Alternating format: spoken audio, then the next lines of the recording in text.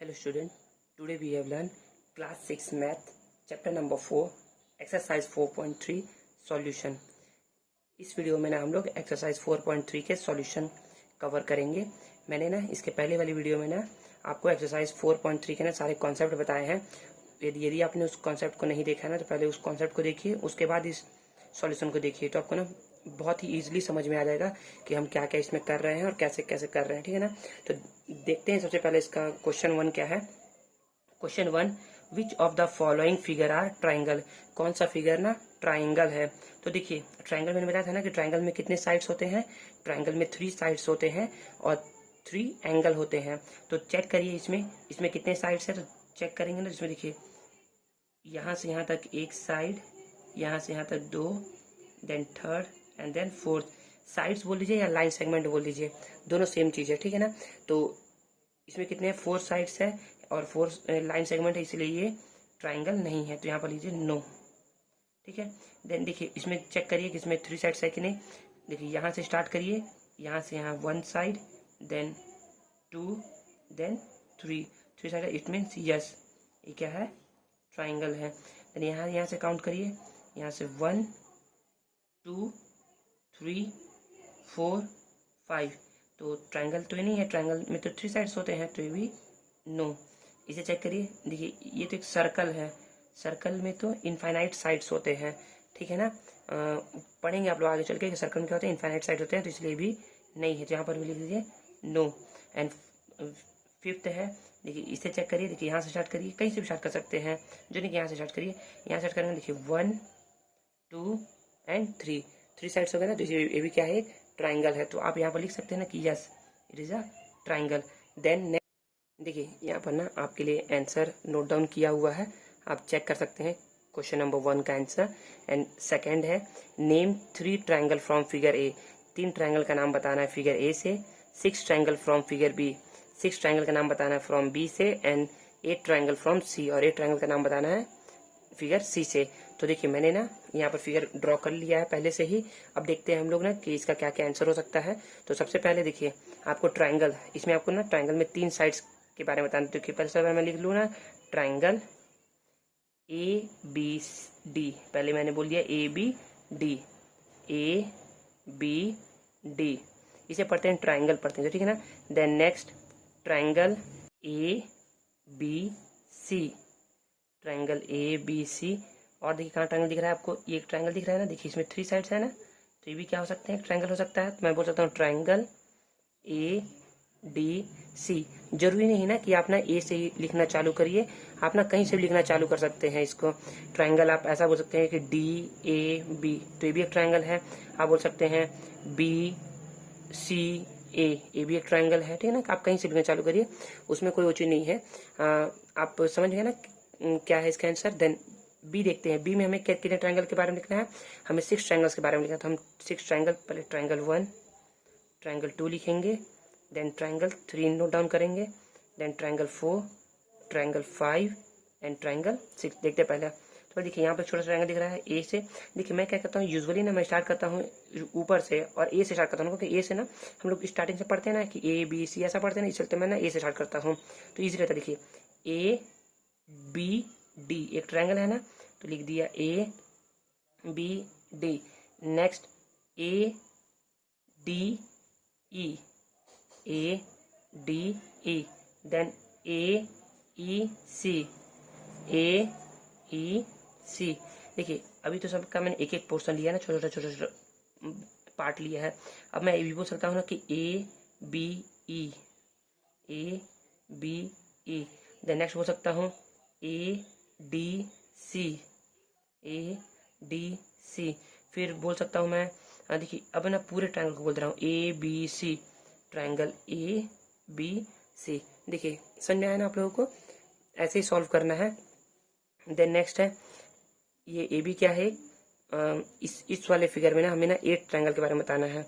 तो 1 2 3 then 4 then 5 then 6 then 7 and then 8।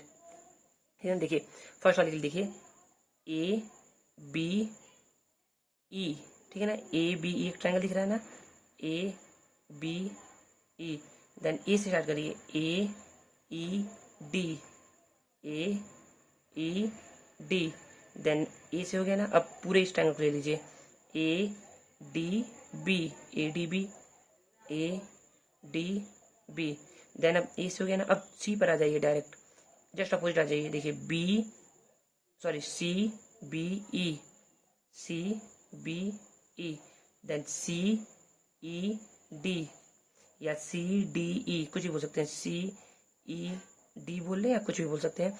फिर अब फिर से ट्रायंगल पर पास आ जाइए, C D B, C D B, अब ये हो गया। अब देखिए अब इसको कैसे फाइंड करेंगे, अब मैं ये बोल सकता हूँ ना कि देखिए एक बार मैंने इस ट्रायंगल को ले लिया है पहले वाले केस में यहाँ पर, और अभी मैंने इस ट्रायंगल को ले लिया है, अभी देखिए ये ट्रायंगल बचा हुआ है ना, ये भी ट्रायंगल आप ले सकते हैं, तो मैं बोल सकता हूँ triangle A B C, and next है ट्रायंगल, अब इस ट्रायंगल को लेते हैं हम लोग, ठीक है ना, ट्रायंगल ए डी सी, ठीक है ना, चेक करिएगा सभी ट्रायंगल क्या है, डिफरेंट डिफरेंट ट्रायंगल है, ठीक है ना।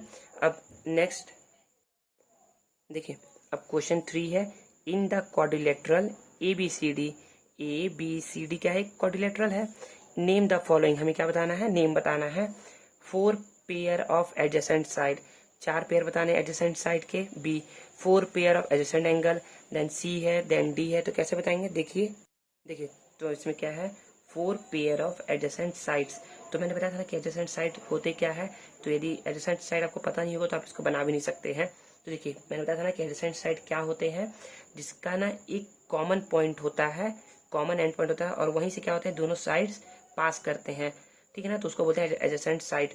आपने यदि पिछला वीडियो देखा नहीं ना तो उसको देखिएगा, पहले समझिएगा, उसके बाद सॉल्व करिएगा, तो आपसे इजीली सॉल्व हो जाएगा। तो हम लोग बोल सकते हैं ना कि एडजेसेंट साइड का डेफिनेशन क्या है, the two side of a quadrilateral having common and point, जिसका क्या होता है, कॉमन एंड पॉइंट होता है ना, उसी को हम लोग बोलते हैं एडजेसेंट साइड, मतलब कि जिस भी फिगर में ना कॉमन एंड पॉइंट से 2 साइड्स निकलेंगे ना, उसको बोलते हैं एडजेसेंट साइड।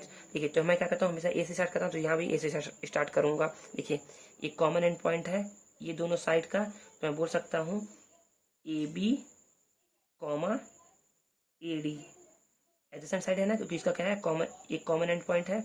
देन पहले के लिए हो गया, देन नेक्स्ट ए से स्टार्ट हो गया, बी से स्टार्ट करते हैं, बी से लिखते हैं, तो B A B C, B A B C, okay, इसको ऐसा लिखिए ताकि डिफरेंस समझ में आए, ठीक है। देन बी हो गया, देन सी से देखते हैं, सी से कौन से 2 साइड्स है एडजेसेंट साइड, देखिए सी से है C B and C D, C B comma C D, okay, then A भी हो गया, बी हो, सी हो गया, डी से देखते हैं, डी से क्या हो जाएगा, D A D C, D A comma D C, 4 pair बोला लिखने के लिए हम देखो 4 पेयर लिख दिए, 1 pair, second pair, third pair and fourth pair. Then B है 4 पेयर ऑफ एडजेसेंट एंगल, तो मैंने इसके लिए क्या बताया था कि देखिए जो कॉमन जो साइड होता है ना, कॉमन साइड से जो एंगल बनते हैं ना, उसको बोलते हैं हम लोग एडजेसेंट एंगल, ठीक है। आप यहाँ पर ये भी बोल सकते हैं ना, मैंने बताया था ना कि साइड्स को क्या बोलते हैं हम लोग, साइड को हम लोग आर्म भी लिखते हैं, आर्म भी लिखते हैं, तो जो कॉमन आर्म से जो 2 एंगल बनते हैं उसको बोलते हैं हम लोग एडजेसेंट एंगल। तो 4 पेयर लिखना है इसमें भी, तो 4 पेयर कैसे लिखेंगे, तो सेम वैसे ही है, किसी भी पहले ए से स्टार्ट करिए, तो ए से पहले आप इसे एज्यूम कर लीजिए कि ये क्या है, कॉमन आर्म है, किसका आर्म है, किस किस एंगल के लिए आर्म रहेगा, ये देखिए यहाँ स्टार्ट हो रहा है, यहाँ तक जा रहा है, तो ये आर्म रहेगा एंगल ए और एंगल बी के लिए, तो आप यहाँ लिख सकते हैं angle A comma angle B, इसके बाद ऐसा लिख दीजिए।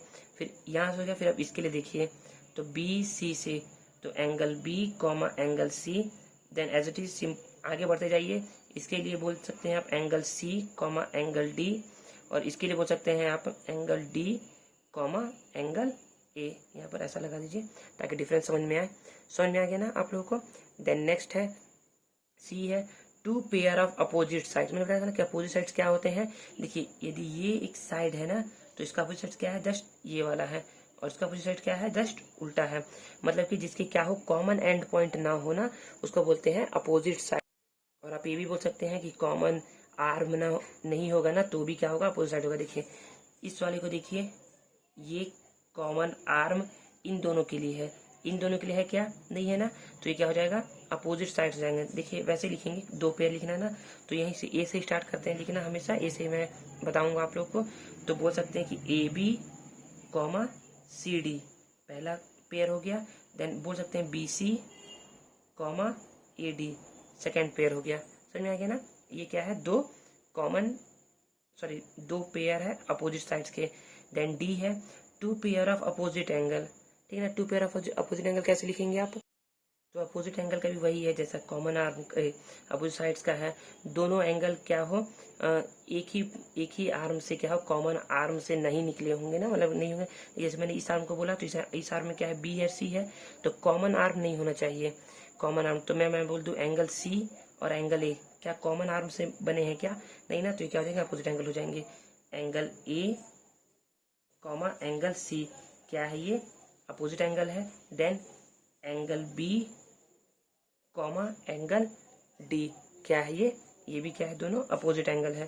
तो यदि आप लोग को समझ में नहीं आ रहा है तो आप लोग इसका जस्ट पीछे वाला वीडियो देखिएगा, उसमें ना मैंने बताया है ना कि अपोजिट एडजेसेंट साइड किसे वो कहते हैं, adjacent angle, then opposite side, opposite angle, तो आपको इजीली समझ में आ जाएगा। जिसने देखा होगा ना उसको समझ में आ रहा होगा इसको इजीली, ठीक है। देन फोर्थ क्वेश्चन है, in the triangle P Q are name the point. जो ट्राइंगल है ना पी क्यू आर उसमें नेम बताने हैं इन सभी के। तो देखते हैं, पहला है date lie on P Q R, मतलब कि जो पी क्यू आर पे क्या कर रहे हो, लाई कर रहे हो। तो पी क्यू आर देखिए ये है ना, पी क्यू आर को हम लोग बोलते हैं ना कि बाउंड्री बोलते हैं ना, तो बाउंड्री पे जो लाई कर, तो बाउंड्री पे कौन कौन लाई कर रहा है, तो हम बोल सकते हैं बाउंड्री पे लाई कर रहे हैं ए लाई कर रहा है, B and C, A B C, और क्या लाई कर रहा है, मैंने बताया था ना कि जो ट्राइंगल के जो पॉइंट है ना पी क्यू आर, वो भी क्या कर रहे हैं, खुद लाई कर रहे हैं। तो आप पी क्यू आर भी लिख सकते हैं, पी क्यू आर ये सभी लाई कर रहे हैं, और इसके अलावा कोई भी पॉइंट लाई नहीं कर रहा है। Then B that lie in the interior of triangle P Q R, मतलब कि पी क्यू आर के अंदर में कौन कौन सा लाई कर रहे हैं, इंटीरियर मतलब अंदर। देखिए डी ई एफ दिख रहा है ना आपको, D E F. Then that lie in the exterior of the triangle P Q R, मतलब कि पी क्यू आर के एक्सटीरियर मतलब कि बाहर में कौन कौन से पॉइंट लाई कर रहे हैं।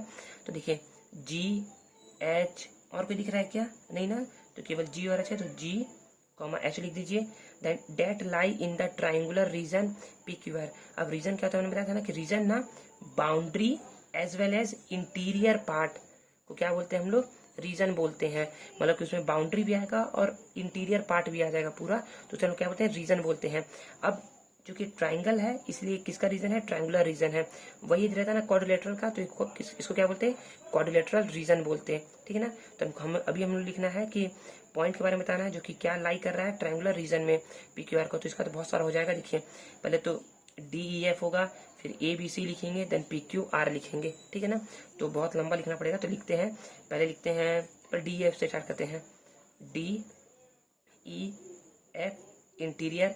देन इसके बाद लिखिए आप लोग बाउंड्री का, तो बाउंड्री में A B C P Q R, देखिए ऐसा ही, ठीक है ना, समझ में आ गया ना।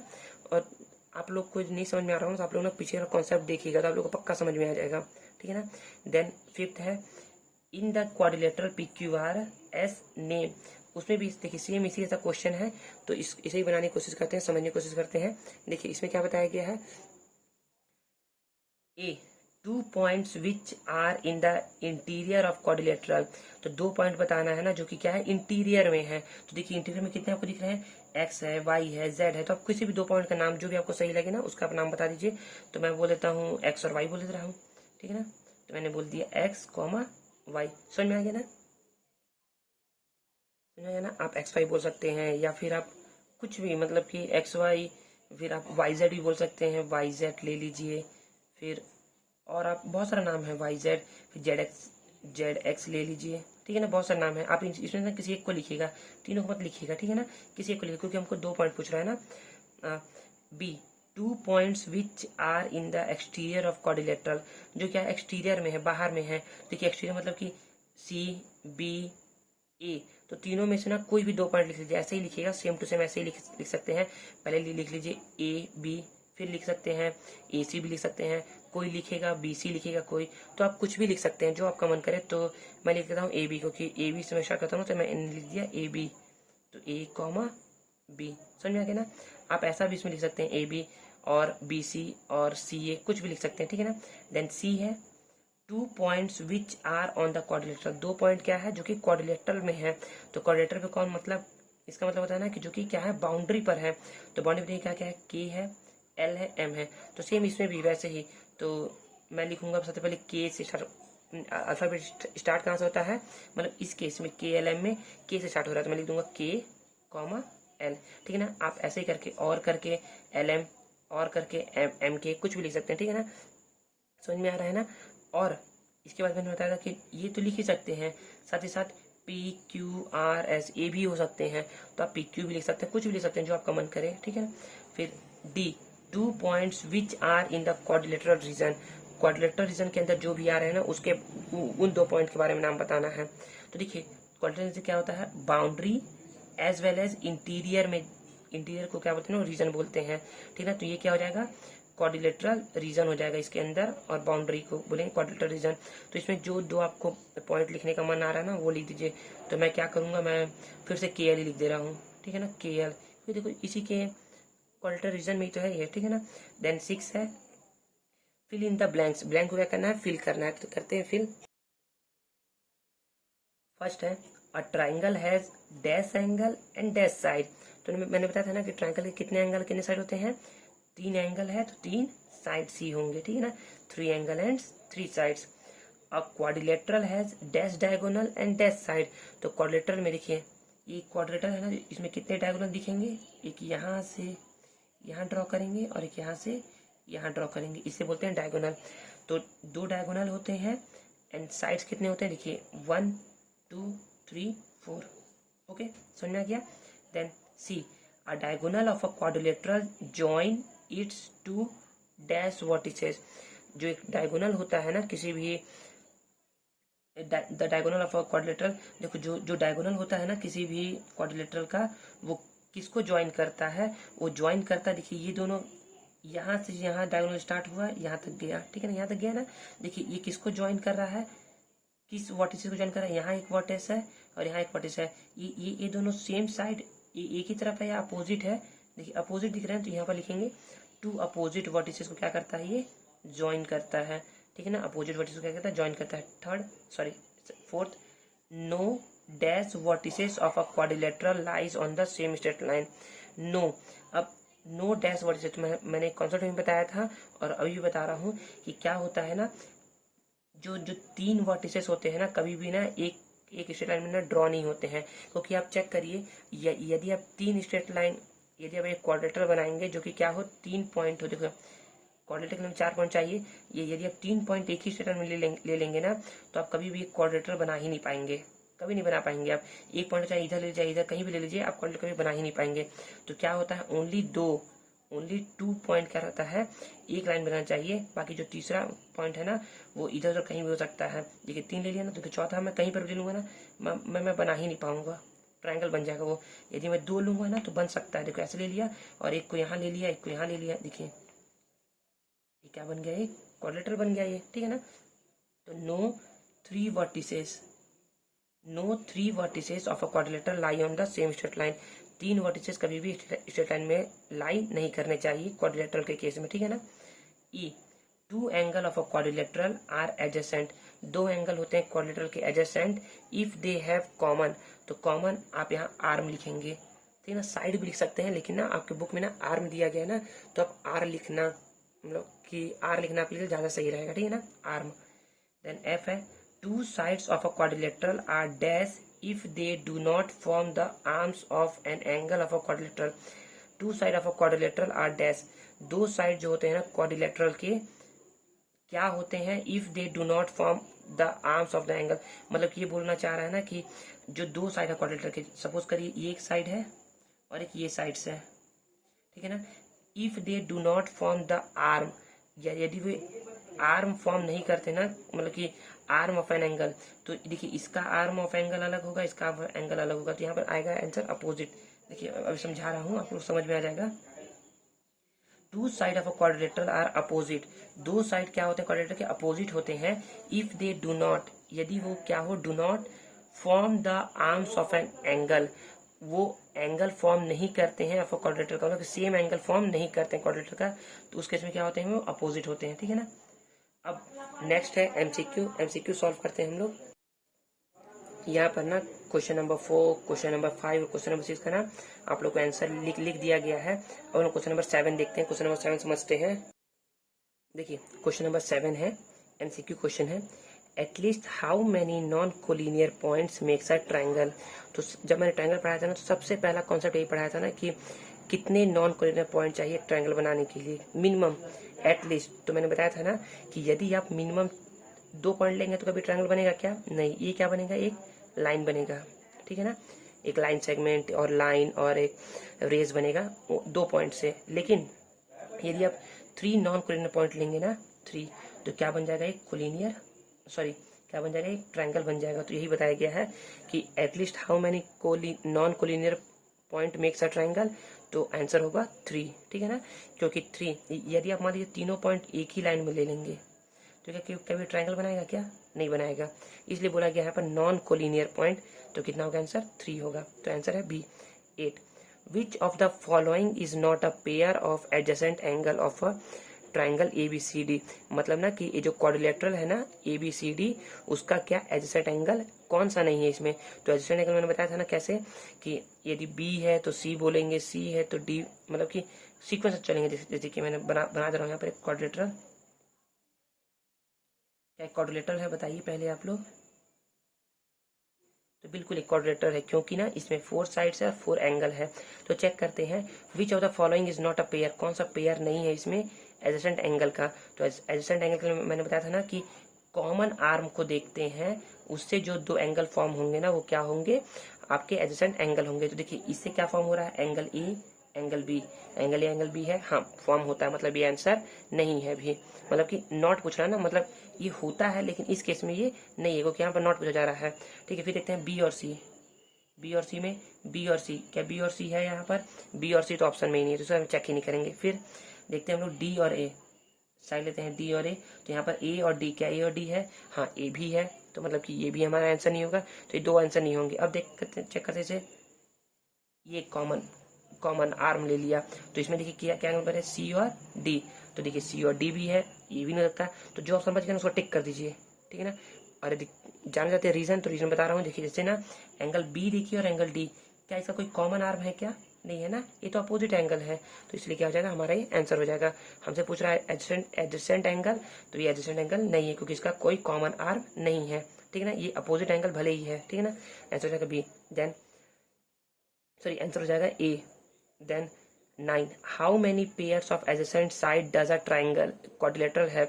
तो कितने adjacent pair of adjacent sides रहते हैं किसी क्वाड्रिलेटरल में। तो मैंने सबसे क्वेश्चन नंबर 3 का ना सॉल्व करवाया ना, तो उसमें देखिए मैंने ना 4 पेयर्स लिखवाया है। 3 का ए देखिएगा, उसमें लिखवाया ना 4 पेयर ऑफ एडजेसेंट साइड्स। तो कितने पेयर होते हैं, 4 पेयर होते हैं एडजेसेंट साइड के। तो मैंने इसको बनाया भी है, देखिए कैसे है।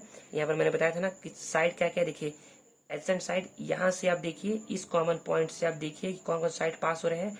तो ए डी ए बी एक हो गया, लिख दे रहे हैं यहाँ पर, देखिए ए बी ए डी एक पेयर हो गया। देन ए से स्टार्ट करेंगे, देन बी से स्टार्ट करेंगे, बी से ए बी बी सी, तो मैं बोल रहा हूँ B A B C. Then next है सी से देखते हैं, C B D C, C B C D. Then next है डी से देखते हैं, डी से D A D C, D A D C. ठीक है ना, समझ में आ गया ना। तो कितने होंगे, 4 होंगे, तो यहाँ पर आंसर क्या हो जाएगा, 4 एज इट इज राइट कर दीजिए। ठीक है ना, समझ में आ गया ना। तो इस तरीके से हमारा क्या होता है, अब हमारा ना एक्सरसाइज 4.3 का सॉल्यूशन ओवर होता है, खत्म होता है। अब आप लोग को जो भी क्वेश्चन समझ में नहीं आएगा ना, आप मुझसे पूछ सकते हैं। आई होप आप लोगों को शायद पूरा समझ में आ गया होगा, जिसने पहले कॉन्सेप्ट पढ़ा है, उसके बाद सॉल्यूशन देखा है, तो उसे बिल्कुल समझ में आ गया होगा। लेकिन जिससे भी नहीं आया होगा ना, वो मुझसे क्या कहता है पूछ सकता है, मैं उसे समझाने की कोशिश करूंगा। ठीक है, मिलते हैं नेक्स्ट वीडियो में। नेक्स्ट वीडियो में ना हम लोग एक्सरसाइज 4.4 का ना कॉन्सेप्ट को समझेंगे पहले, फिर उसके बाद सॉल्यूशन करेंगे। एक्सरसाइज 4.4 का सॉल्यूशन को देखेंगे। ठीक है ना, तो मिलते हैं नेक्स्ट वीडियो में। तब तक के लिए गुड बाय, थैंक यू।